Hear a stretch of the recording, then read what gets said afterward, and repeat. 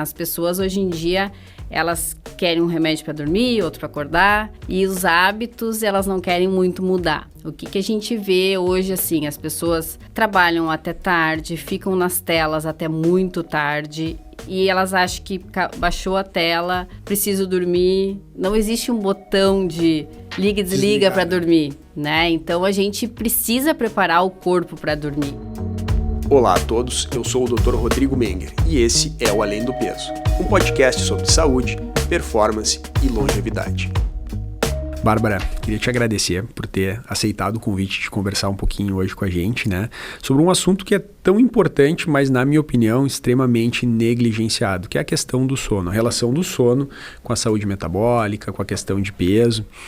E é importante hoje ver que profissionais, no teu caso, né, uma pneumo, que teve essa vontade, né, esse foco de dar mais atenção para algo tão importante que é o sono, né? E como é que isso surgiu para ti dentro da tua carreira, dentro, né, dos cuidados com os pacientes, né, a pneumo e depois essa especialização em sono? Então, muito obrigada, Rodrigo, pelo convite, né? É um prazer estar falando de um assunto que cada vez mais, ainda bem, tem se tornado com relevância, né, nas diversas especialidades, assim. Então, a minha formação inicialmente foi em pneumo, então, e o sono é uma das áreas de atuação do pneumologista, né? Então, depois da residência de pneumo, eu fiz mais a residência de medicina do sono, né? É uma área específica, tem residência, né, relacionada a isso, então eu fiz mais um ano de residência no Hospital de Clínicas de Porto Alegre, depois da pneumo na Santa Casa. Então é uma área que hoje em dia eu trabalho, né, bastante, tanto na medicina do sono quanto na pneumologia mesmo, né. Então, eu acho que essa coisa de poder dar qualidade de vida para os pacientes através do sono, que é uma coisa fisiológica e necessária, eu acho que isso é uma coisa que dá o prazer de atender esse tipo de assunto, né, no consultório e coisa. E é uma demanda crescente, né? Hoje, os distúrbios do sono, acredito que são uma das principais queixas da maioria dos pacientes em consultório médico, né? Exato. Mas deixa eu te perguntar uma coisa muito curiosa, né? O sono é algo tão comum, tão natural pra gente, mas a gente não tem, acho que, a real noção do porquê que a gente dorme, né? Então, assim, por que dormir é necessário, né? Por que isso é tão importante na evolução, não só da nossa espécie, mas de praticamente todos, acredito que de todos os mamíferos, né? A questão do sono, ela é presente. Exatamente. Os humanos, né, passam 1/3 da vida dormindo, né? Então deve ter alguma relevância isso, né? Uhum. Então, é durante o sono que ocorrem, apesar de ele parecer um período de inatividade, né? É durante o sono que ocorrem diversas coisas fisiológicas do corpo, né? Então, ocorre secreção de hormônios, a consolidação da memória, existe o repouso, né, da atividade cardiovascular, a pressão se estabiliza, diminui a frequência cardíaca, a restauração do sistema imune é durante o sono, ocorre a regeneração de tecidos, síntese de proteínas, regulação hormonal, existe uma série de funções, né, do corpo que ocorrem durante o período do sono, então por isso que ele se torna essencial, né, muitos dizem que é um período, assim, que não serve para nada, que é perda de tempo. Né? A gente escuta bastante isso, mas é durante o sono que ocorrem diversas funções fisiológicas mesmo do corpo. E uma das questões mais controversas, na minha opinião, em relação ao sono é quanto tempo a gente precisa dormir, né? A gente escuta de tudo, tem o clássico de deveríamos dormir de 7 a 8 horas por noite, né? Mas também existe muita gente que diz que a questão da quantidade não é importante, que seria a qualidade, que é possível sim, por exemplo, ter um sono reparador de 3 a 4 horas, desde que seja de qualidade. Eu não acredito muito, tá? Mas assim, existe uma quantidade mínima de sono necessária para o ser humano? A gente chegou a alguma conclusão em relação a isso? Existe. Isso varia de acordo com a idade, né? Para as crianças, jovens, são mais horas, mas para o adulto, de modo geral, é em torno de 7 a 9 horas, tá? Nos idosos, isso pode diminuir um pouquinho depois.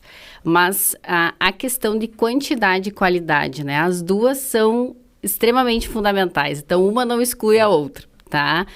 Não adianta também a pessoa ficar 9 horas na cama, mas com um sono completamente fragmentado e não reparador, mas também a questão do sono curto, né? Até existe os dormidores curtos, que são pessoas que precisam de 4 a 5 horas para dormir e se sentem bem e não têm os efeitos colaterais da privação de sono, mas isso é menos de 1% da população. Então, o ideal é em torno de 7 a 9 horas e ter tanto quantidade quanto qualidade, né? Isso é fundamental para um sono realmente de qualidade, né? Olha, eu posso te dizer por experiência própria, né? Eu faço plantão, né? Eu trabalho no HPS, então tem uma noite por semana e pelo menos uma noite de final de semana por mês que eu passo de plantão e é completamente diferente. Eu posso te dizer que o dia seguinte do plantão eu tenho um rendimento, até por isso eu já nem opero no dia seguinte, né? O meu rendimento é completamente diferente. E uma coisa que eu acho que deve ter uma relação também, como eu faço plantão há muito tempo, Bárbara, o quanto a minha resistência parece ter diminuído. Parece que a privação de sono há uns 10, 15 anos atrás não me afetava tanto quanto me afeta hoje, né? Então, eu acho que a questão da cronicidade, né? De tu teres essa questão, e isso também acredito que afeta não só o meu caso, mas, por exemplo, a gente vê muito no ambulatório de cirurgia bariátrica, pacientes que ganharam peso, a gente vai falar um pouquinho da relação do sono com peso e as doenças, mas a mudança para pior na vida dos pacientes que trocam turno, né? Aquelas pessoas que passam a trabalhar de noite, enfim, e aí isso vira uma bagunça na vida do paciente. Mas essa questão também é importante, a gente vai perdendo a capacidade de suportar a privação do sono, ou é algo que a gente consegue daqui a pouco treinar, daqui a pouco se acostuma, né? Uma vida toda trabalhando à noite ou fazendo plantão, é possível se acostumar? Daí entra alguns problemas relacionados principalmente aos trabalhadores noturnos, né? A privação aguda de sono, ela já tem os efeitos imediatos no dia seguinte, como você comentou, né? Maior irritabilidade, maior dificuldade de atenção, tudo mais. E os efeitos crônicos, aí entra mais relação com doenças e etc. O problema maior que eu vejo, né, dos trabalhadores noturnos é que, é o teu exemplo, tá? Tu provavelmente não tira folga no dia seguinte, né? Tu faz a tua privação de sono à noite, no dia seguinte tu segue com a rotina completamente igual, né? E isso acontece muito com diversas pessoas que trabalham com a área da saúde, né? Então, muitos fazem várias escalas de trabalho, então não é só o trabalho noturno, né? O que seria o ideal, né? O trabalhador noturno fazer a sua rotina de trabalho à noite, no dia seguinte teria que dormir, né? Ir para casa direto e dormir. E a gente tem algumas estratégias para isso, né? Ele tem que, já no plantão, e organizando o sono do dia seguinte, né? Então, fazer uso de cafeína no primeiro metade do turno, mas para o final do turno não fazer uso de cafeína. Muitas vezes a gente aconselha a usar óculos escuro ao sair do plantão para justamente não ter o efeito da luz que vai inibir a melatonina, né? Então, o ideal é ir direto para casa, tomar um banho, alguma coisa para relaxar um pouquinho, fazer alguma alimentação e ir dormir. Quarto escuro, geralmente a gente aconselha que a pessoa tenha blackout, né? Justamente para ter um sono de mais qualidade e tentar ter as horas adequadas durante o dia. Em alguns casos não é possível fazer todo o sono das horas necessárias em um só. Às vezes a gente tem que dividir o horário, né? Fazer metade, depois metade. Mas a maioria, infelizmente, não faz isso. Então, acaba que vai ficando privado de sono. Então, não tem aquela recuperação do sono. O sono não tem uma conta que a gente vai deixando ali e no final de semana tu descansa e recupera. Infelizmente, não tem banco de horas de sono. Então, a privação de sono a longo prazo, isso tem um efeito bem significativo na saúde mesmo. E daí vai tendo aquele cansaço, tu não consegue se recuperar adequadamente, né? E vai ficando cada vez mais difícil. E tu citou bem ali características do que significa a qualidade de sono, né? Então, o ambiente escuro, a preparação. E é estranho, né? Dormir, às vezes, parece algo tão natural, tão simples, como a gente fazia aquele sono da infância, quando a gente é criança, que parece que a gente cai na cama e desmaia, assim, né? E acorda renovado.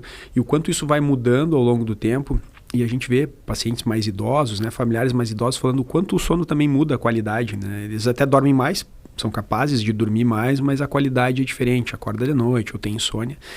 Mas essa questão do preparo, isso eu vejo também como um problema da nossa sociedade, a questão de as pessoas não se preparam, elas daqui a pouco consomem cafeína até tarde, elas se mantêm ativas, principalmente, né, com os eletrônicos, a questão da exposição às telas, né, que não é só a questão da luz, mas também do estímulo, né? Então, tu ficar vendo uma série de ação na Netflix, daqui a pouco jogando algo no celular. As redes sociais que deixam a gente... Exatamente. Tu quer ver, e quando tu vê já passou minutos, às vezes hora, né? É bem complexo, né? Quando a gente está ali passando ali.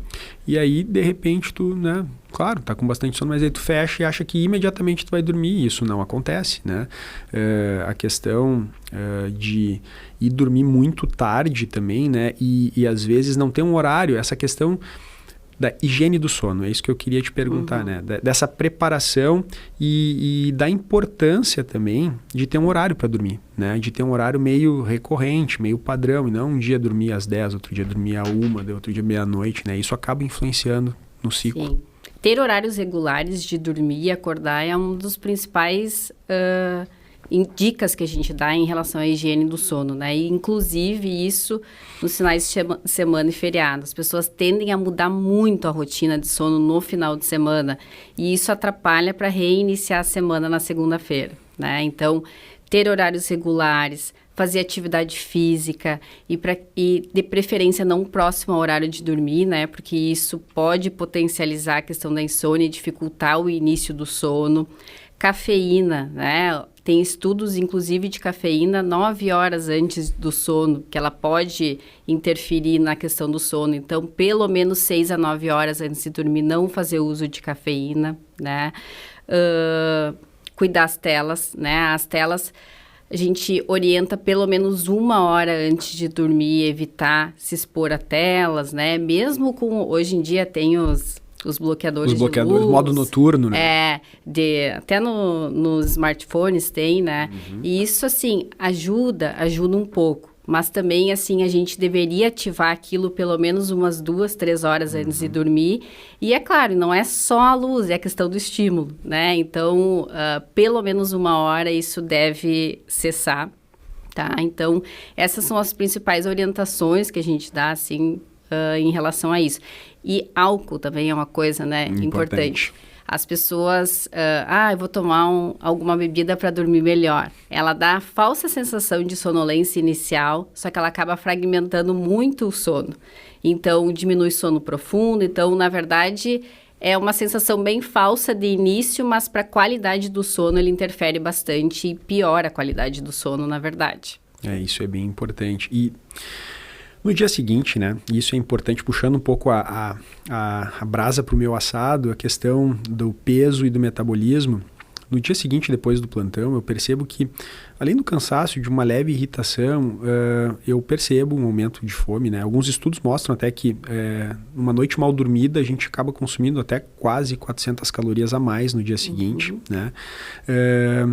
O sono, não acredito nada que atrapalhe mais o treino físico do que o sono. Então, assim, a gente não rende num treino. Então, quem tem a rotina de atividade física acaba atrapalhando. E isso, claro, de forma repetida, né, vai acabar gerando um aumento de peso. Eu queria saber de ti, né, o quanto isso interfere não só na questão da sensação de fome, de apetite, em como isso atrapalha a questão do treino, mas também, de certa forma, isso está linkado, né? Tá conectado ao aumento da chance de doenças, né? Como pressão alta, né? A questão da privação do sono. A privação do sono, durante o sono ocorre a regulação de vários hormônios, né? Um dos hormônios, os principais relacionados com isso, e que tem muita interferência na questão tanto metabólica quanto resistência insulínica, tudo, né? Então, a gente tem a grelina e a leptina, né? A leptina é um hormônio que dá saciedade, né? Então, se a pessoa não dormiu bem, não teve um sono profundo, ela tende a reduzir esse hormônio, então ela tem mais preferência, mais apetite no dia seguinte, mais preferência por alimentos mais calóricos. Isso é muito comum pós-plantão, né? Então, outros hormônios que também são regulados, né? O cortisol, né? O cortisol, quando a pessoa não dorme bem, ele tende a aumentar no dia seguinte, né? Então, isso também tem relação também com a questão de resistência insulínica, tudo. O hormônio do crescimento também. Então, até a síntese muscular, deposição de gordura, tudo isso é interferido. Então, por todos esses fatores também, a questão de inflamação. Hoje se fala muito, né, Sim, até de forma nome, genérica. Até assim. de forma muito genérica, mas durante o sono também ocorre a regulação dessa atividade imunológica, inflamatória. Então, pessoas que têm privação crônica de sono aumenta a produção de citocinas inflamatórias, que também tem muita relação com resistência insulínica, tudo. A regulação da pressão arterial também tem relação com essa questão da inflamação, mas também por uma privação de sono, tu não reduz aquela atividade cardíaca que é comum durante o sono. Então, tudo isso, né, acaba favorecendo a ocorrência de doenças, tanto cardiovasculares quanto metabólicas, né, aumenta o risco de diabetes, aumenta o risco de obesidade. E quando eu falo de obesidade, eu gosto de falar também da relação bidirecional dessas coisas, né?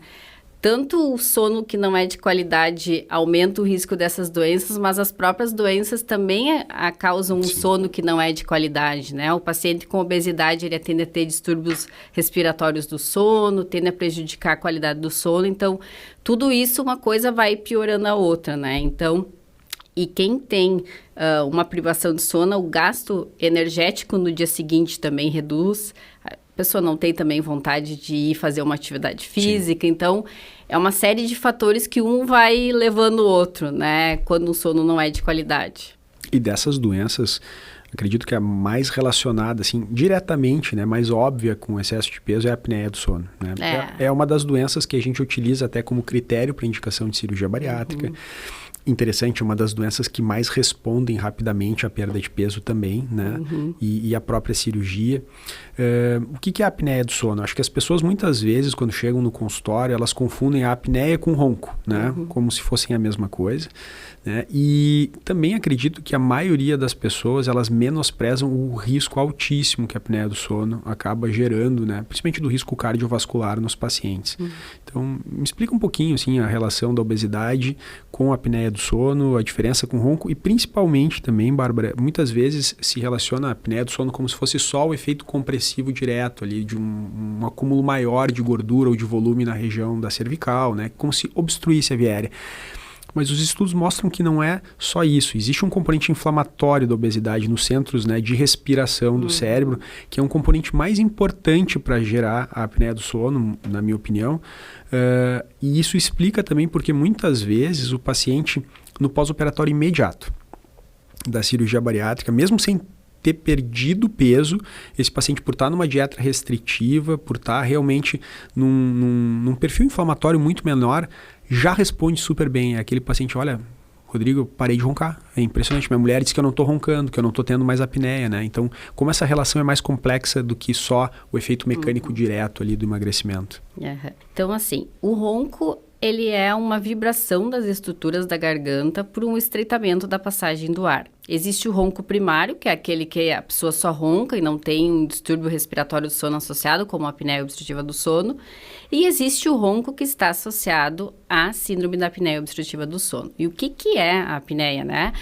Durante o sono, ocorrem pausas da respiração. Elas podem ser totais, que são as apneias, ou parciais, que são as hipopneias, que são reduções menores do fluxo, associadas a despertares, associadas a quedas da oxigenação durante o sono. Então, é uma doença que acaba fragmentando muito o sono durante a noite, causando quedas recorrentes da oxigenação durante a noite. Então, por isso que pensa que no momento que a pessoa deveria estar descansando, eu digo para alguns pacientes, dependendo da gravidade, parece uma luta para a sobrevivência. Um dorme, para de respirar, microdesperta, cai a oxigenação, aumenta a frequência cardíaca, volta a dormir, para de novo. Então, é isso cíclico várias vezes à noite, né? Então, quais são as principais causas associadas, né? A obesidade, sem dúvida, é a principal causa, o principal fator de risco, né?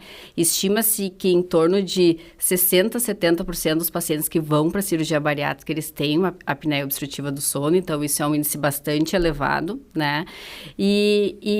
Mas também outros fatores têm relação, tá? Eu digo, tem muitos pacientes que são magros e que têm apneia, porque existem outras causas. Um exemplo delas é alterações craniofaciais. Paciente que tem o queixo muito pequeno, retroposicionado, tem maior risco de ter apneia.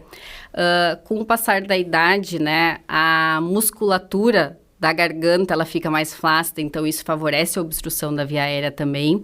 E hoje a gente sabe que existe mais do que um mecanismo para a ocorrência de apneia junto com a obstrução, né? Porque, evidentemente, para ter apneia tem que ter a obstrução, né? Mas Sim. Existem outros fatores de risco relacionados, né? Então, antigamente considerava-se só o fator anatômico. Então, por isso que o pescoço é o principal. Mas, hoje a gente sabe que aquela pessoa que tem um baixo limiar de despertar, que é aquela pessoa que tem um sono mais superficial, ela corre o risco de ter mais apneia, porque ela superficializa muito o sono, tem muita alteração de fluxo. Então, isso cíclico várias vezes à noite torna que cada vez que ela microdesperta, ela pode ter reduções pequenas do fluxo e causar isso ciclicamente durante a noite. Pacientes que têm um controle ventilatório instável também respondem a quedas do gás carbônico, acabam fazendo apneias recorrentes durante a noite por causa de alto loop gain, que a gente chama. Então, existem esses outros fatores, mas claro que o fator anatômico, sem dúvida, é o principal, né? Então, é uma doença que as pessoas acham muitas vezes que é simples, mas que ela é extremamente complexa. E o diagnóstico, assim, oficialmente a gente consegue através da polissono, né? Isso. E, Bárbara, como os pacientes ficam angustiados de fazer polissono, né? Porque a gente tem a ideia, né, mais antiga de que o paciente precisa ir numa clínica do sono, dormir lá. Acredito que seja a maneira mais fácil de fazer a polissono, mas a gente tem hoje, e para quem não sabe, né, a polissono é uma monitorização do sono numa clínica onde ele fica monitorizado, saturação, os movimentos, né? E a partir dali consegue se medir as apneias, as hipopneias, a saturação, todos os componentes da apneia do sono. Mas hoje a gente tem opções mais confortáveis, por exemplo, é possível fazer a avaliação da apneia do sono em algum dispositivo domiciliar, mais confortável. Como é que hoje a gente consegue chegar nesse diagnóstico? Assim, o exame no laboratório, que é a polissonografia tipo 1, que é o exame completo, é o exame padrão ouro. Ele é o único que mede sono. Isso eu sempre digo, é importante a gente saber para que a gente está fazendo esse exame. Se é um paciente que tem insônia, se é um paciente que a gente quer outro distúrbio do sono que não respiratório, tem que ser o exame do laboratório, que é o único que mede a atividade cerebral e, consequentemente, a gente consegue ver as fases do sono e avaliar realmente o sono. Existe, bem validado, inclusive, a polissonografia tipo 3, que é uma polissonografia de variáveis respiratórias que pode ser feito no domicílio, que é a polissonografia portátil. Para quem que é esse exame e o que ele verifica, né? Esse exame, ele pode ser indicado nos pacientes com alta probabilidade pré-teste de apneia do sono. Então, paciente que tem obesidade, paciente que ronca, paciente que tem apneia presenciada por familiares em casa, sonolência diurna excessiva, é um paciente que pode, sim, fazer esse exame mais simplificado em casa. Esse exame, ele vai verificar se o paciente faz apneia e se tem quedas da oxigenação, tá? Então, ele tem um fluxo nasal para a gente verificar a ocorrência dos eventos respiratórios, a faixa torácica que permite... tóraco abdominal aqui, que permite a gente diferenciar se é uma apneia central, se é uma apneia obstrutiva, oxímetro, né, que vai verificar tanto a frequência cardíaca quanto as quedas da oxigenação. Então, é um exame validado que pode sim ser feito em casa, facilita, né, até tem maior disponibilidade também do que as clínicas de sono, né, então é possível sim, só que a gente sempre tem que saber para que é o exame que eu estou pedindo, né? Por exemplo, pré-operatório de cirurgia bariátrica, é um exame que funciona muito bem. Então, pode sim ser feito. Isso ajuda muito também a disponibilizar a questão do diagnóstico para mais pessoas, né? Como tu mesmo disse, Porto Alegre a gente tem várias clínicas do sono, né? Mas imagina, só o fato do paciente ter que ir lá, dormir uma noite na clínica, né? Isso acaba restringindo muitas vezes a questão do diagnóstico oficial da doença, né? Além da, a gente falou da perda de peso, que é óbvio, né? A gente acaba atuando em vários fatores que geram a apneia obstrutiva do sono, mas só quem já teve um colega de plantão que não deixava ninguém dormir por causa... De verdade, eu tinha um colega no plantão que eu tinha real noção de que ele ia morrer, né? E daí quem tá junto começa com uma angústia, e é isso que a gente escuta de relato de muitas esposas. Na maioria das vezes, a apneia do sono é mais comum no homem? É mais comum, mas após a menopausa fica semelhante. Pareia daí.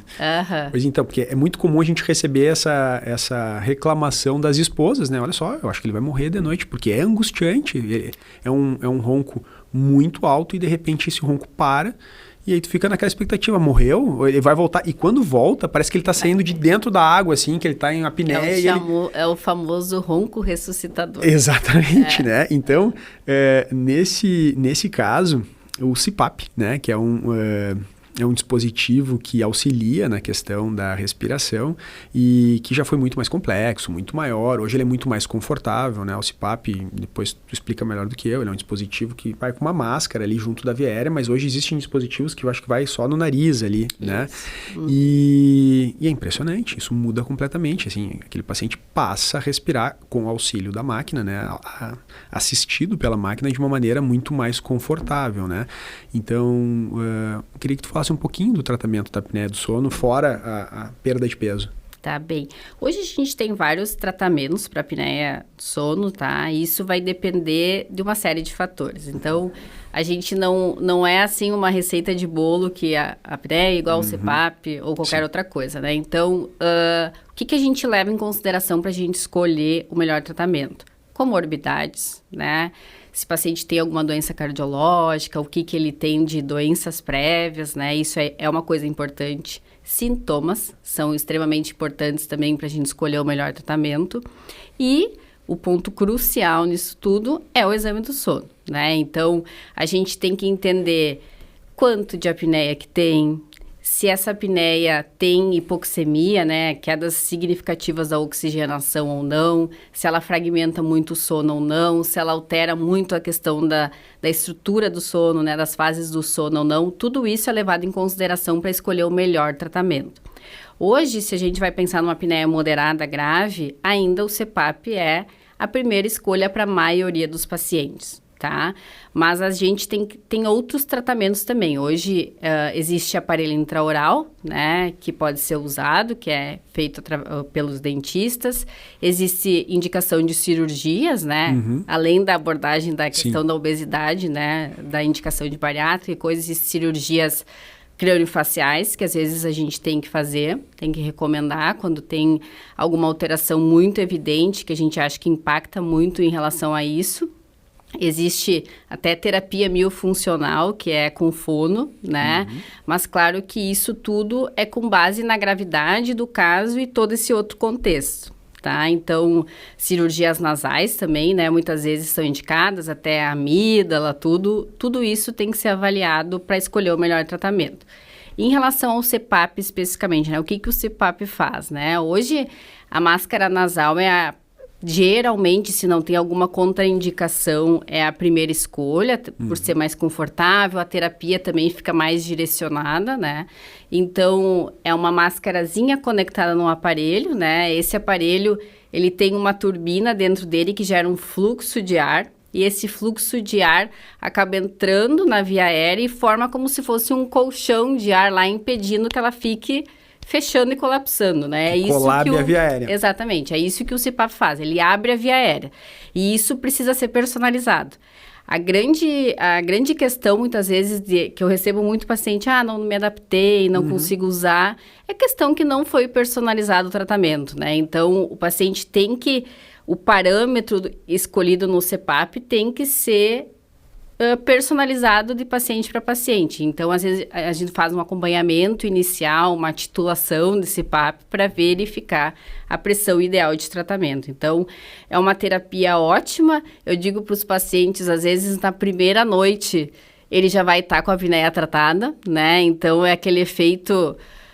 Muitas vezes, quem mais gosta é quem dorme junto, né? A Porque esposa, né? na primeira noite a pessoa já não vai mais roncar, né? Então, é uma terapia extremamente eficaz. E eu sou fã do CPAP, né? Porque a gente vê que melhora muito a qualidade de vida dos pacientes, assim.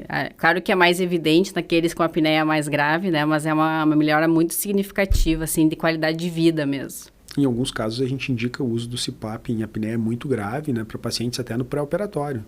Mesmo com a perspectiva de melhora com a cirurgia bariátrica, né, com a perda de peso, a gente sabe o quanto também a questão da hipopneia, da apneia, da questão da baixa oxigenação crônica, o quanto isso, inclusive, pode ter influência no pós-operatório, né, em termos de desfecho como cicatrização, formação de fístula. E, por outro lado... o cirurgião bariátrico tinha muito medo do uso do CPAP no pós-operatório imediato, né? Por medo de que daqui a pouco esse influxo de ar que a máquina faz pudesse mandar ar para o trato digestivo, isso pudesse distender lá o estômago operado, e isso pudesse aumentar o risco de fístula, né? O que nenhum estudo comprovou, né? Então, pelo que tu está dizendo, esse colchão de ar fica restrito à via aérea. Esse paciente ele não deglute, ele não engole ar em grande quantidade, o que poderia acabar causando um problema, né? Alguns pacientes, às vezes, têm até um pouquinho de queixa relacionada com o ar, assim, tem um pouquinho de aerofagia, alguns casos que a gente tem que, às vezes, diminuir pressão, fazer alguns ajustes, mas realmente, assim, não existe estudo que tenha impacto negativo em relação à cirurgia bariátrica, né? Até tocou num ponto que eu acho bem importante.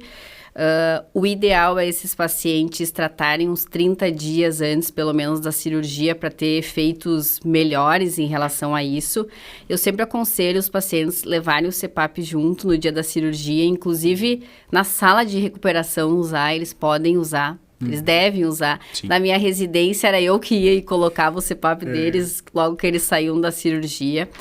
E um ponto que eu acho importante explicar para os pacientes, nem sempre vai curar totalmente a apneia. A gente sabe que a cada 10% do peso perdido, diminui em 25% a 30% do índice de apneia e hipopneia. Então, o paciente, exemplo, né, tem 100 quilos, perdeu 10 quilos. E ele tinha um índice de apneia de 50, ele vai ficar em torno de 25. Então, às vezes, diminui a gravidade disso, mas às vezes não cura completamente a apneia. E por isso que eu digo para os pacientes que eles têm que manter o acompanhamento regular. O que a gente faz? Porque se eles abandonam o tratamento do CPAP logo após fazer a bariátrica, isso vai prejudicar também na perda de peso deles.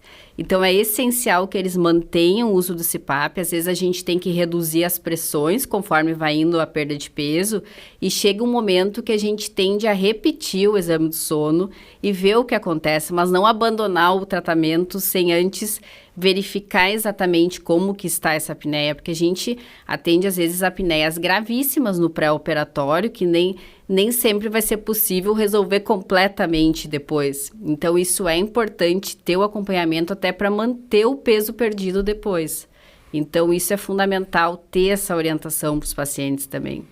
Isso pode ser realmente uma impressão errada, não só dos pacientes, te confesso que até nossa, também dos cirurgiões, assim, porque como existe uma melhora tão expressiva, isso pode passar uma falsa impressão de que resolveu a apneia. E na realidade, nenhuma doença associada à obesidade, a gente pode garantir cura ou remissão completa depois da cirurgia, né? E a gente deve incluir, acho que no nosso discurso como cirurgião, isso é muito mais presente quando a gente fala de diabetes, hipertensão, né? Não prometendo nada para os pacientes, mas talvez nem tanto a gente fale isso sobre a apneia, né? A impressão de que, olha, está resolvido, né? Como se tivesse resolvido. E mesmo em pacientes que não fazem uso há muito tempo, né? A gente pode aproveitar o gancho daquele paciente que procurou a cirurgia bariátrica e que a gente identificou. Alguns serviços pedem polissono de rotina, né? O nosso não pede de rotina. Acredito que lá na Santa Casa, por exemplo, acredito muito por não ter ali um laboratório do sono, né? Uma facilidade de pedir os exames. Mas esses aparelhos, por exemplo, para fazer um tratamento pré-operatório, como tu disse, de 30 dias e até dar um segmento pós-operatório, esses aparelhos eles podem ser até alugados, né? Eles não necessariamente tu precisa, porque pode passar aquela impressão, por que eu vou comprar um aparelho que, enfim, dependendo, pode ter um custo mais elevado, se logo em seguida eu já não vou precisar, talvez, ou eu vou ter uma melhora expressiva. Mas a gente pode ter o uso temporário desses aparelhos, né? Sim, pode. As lojas, a maioria das lojas aqui em Porto Alegre que vendem CPAP, acredito que alugam, assim, as que eu acabo conhecendo mais, assim, por interagir mais, todas acabam alugando, assim. Então, é bem tranquilo quanto a isso, assim. Sim, não seria uma justificativa não usar por causa da questão de ter que adquirir um aparelho, né? Só para fazer esse tratamento. Bárbara, outra coisa que nos preocupa muito, assim, e eu percebo isso, inclusive em pacientes muito jovens, né, é a questão dos distúrbios de insônia, né, e isso é um mundo à parte, né, eu sei que a gente não vai conseguir entrar em grandes detalhes aqui, mas eu queria que tu me explicasse um pouquinho melhor a diferença, né, então tem pacientes que têm uma dificuldade muito grande de iniciar o sono, tem pacientes que iniciam super bem, mas despertam na noite e não conseguem dormir. O abuso das medicações, né? Então, assim, não existe uma solução mágica. A gente tem relatos até de morte pelo uso excessivo, às vezes consumo de 50 comprimidos, né? De Zolpidem, por exemplo, para dormir. E a gente percebe isso cada vez mais cedo. Então, não é mais aquela questão do benzodiazepínico lá, do clonazepam, que a senhorinha idosa usava porque não conseguia dormir. Hoje a gente tem...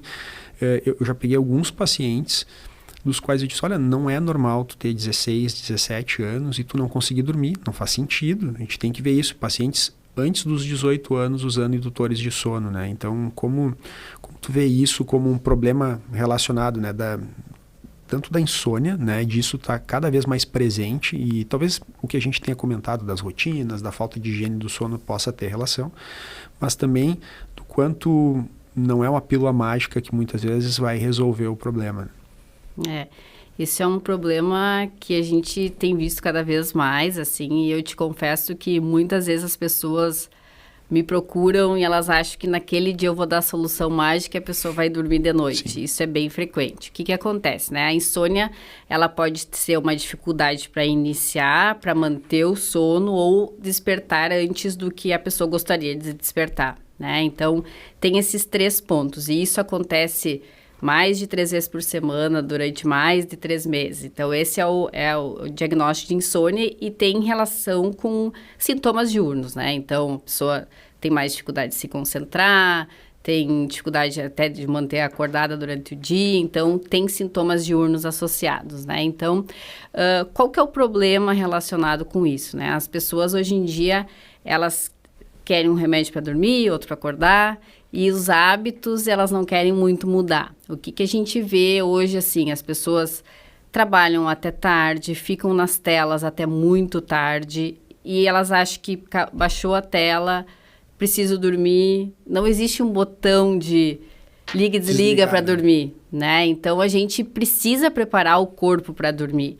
As pessoas estão muito sedentárias, elas não fazem atividade física, muitas, alimentação inadequada, então tudo isso vai impactar no sono.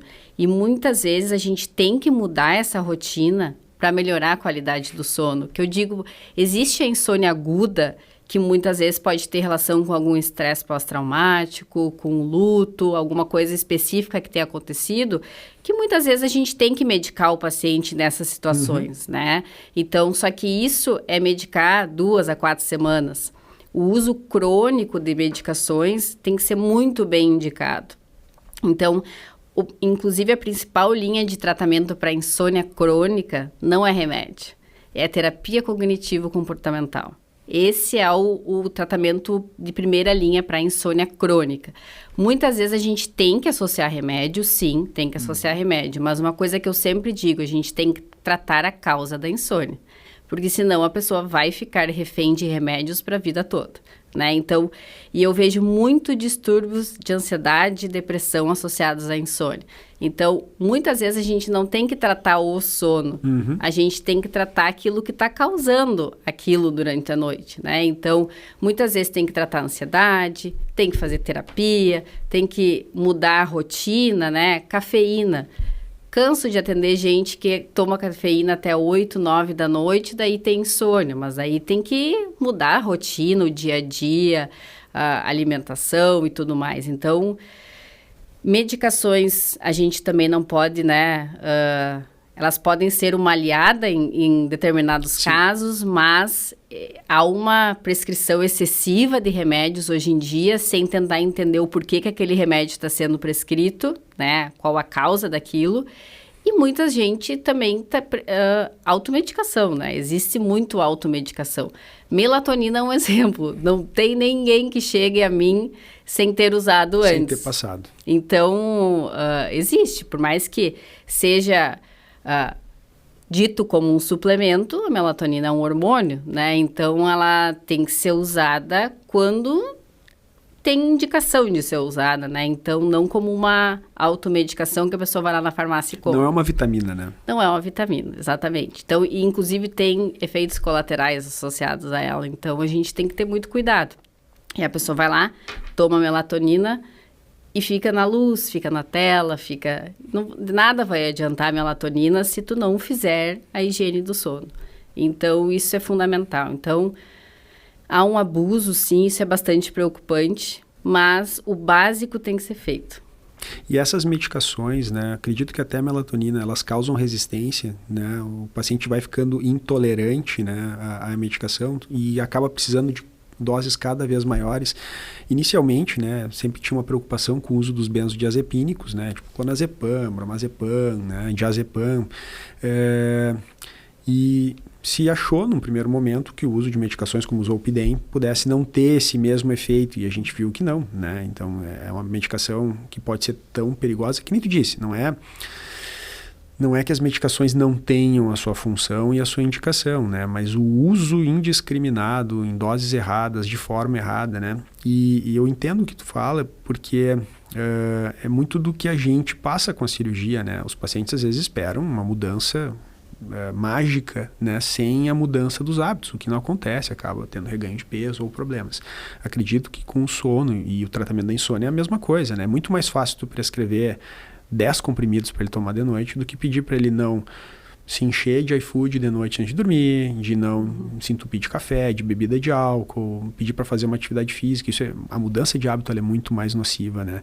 Mas a gente encontra essa questão da tolerância com as medicações? Sim, principalmente, né, os benzodiazepínicos são os mais conhecidos relacionados a isso, que daí entra, né, o Rivotril, famoso, né, Alprazolam, todos esses, né, então, tanto um efeito de dependência quanto de tolerância, né, a pessoa tende a necessitar mais, né, e o Zolpidem, hoje a gente sabe também que tem essa questão, né? A melatonina não tem muito relacionado a isso, tá? Mas o Zolpidem e os benzodiazepínicos, sim. Tanto que existem sintomas de abstinência se a pessoa para abruptamente, né? Então, a retirada desses remédios também devem ser acompanhadas.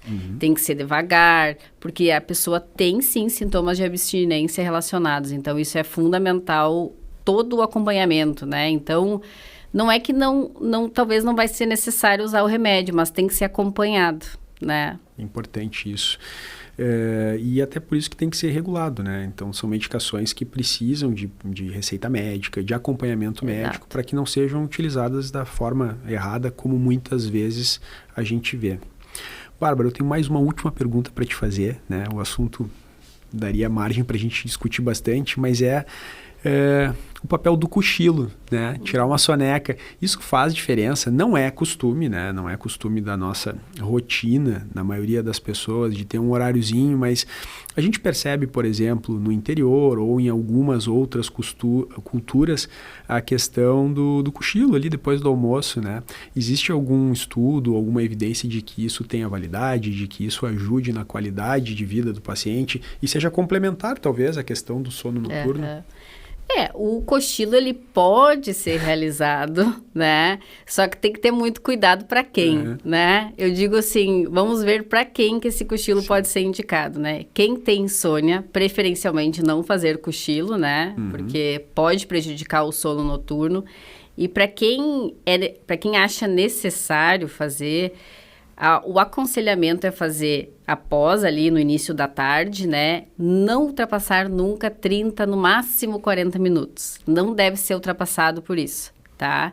Então, porque senão pode piorar o sono da noite ou o paciente acordar pior, né? Porque daí tu começa a entrar nas fases mais profundas do sono e o despertar se torna pior.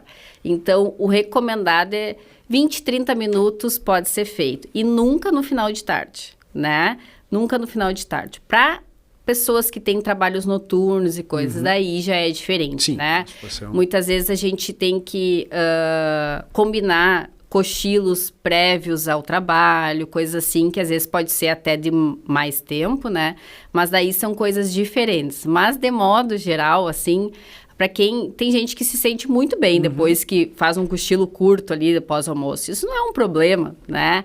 Mas tem que cuidar no tempo. Eu vejo atendo muita gente que fica 2, 3 horas de tarde dormindo e isso realmente daí é um problema até de saúde, assim, né? Fica muito tempo dormindo de tarde, piora o sono da noite, e isso vira uma coisa meio crônica daí. Acabam dormindo muito mais de tarde, às vezes, do que à noite. Em vez de ajudar, em vez de agregar, acaba fragmentando a questão do sono, né?